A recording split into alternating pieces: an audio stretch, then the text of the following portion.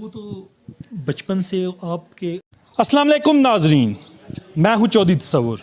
नाजरीन, आज मैं जिस घर में मौजूद हूँ, इस घर के इकलौते चिराग को दरिंदा सिफ्त लोगों ने जो दरिंदगी की बेड़ चढ़ा दिया।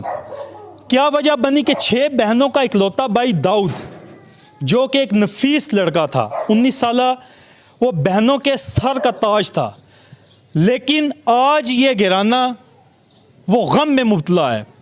इसकी क्या वजह बनी, इसको क्यों कत्ल किया गया? 6 बहनों का वाहिद सहारा दाऊद दरिंदगी की बेड़ चढ़ गया। ये सानिया ना सिर्फ मकतूल के अहले खाना बल्कि पूरे इलाके के लिए सदमे और खौफ का बाइस बना।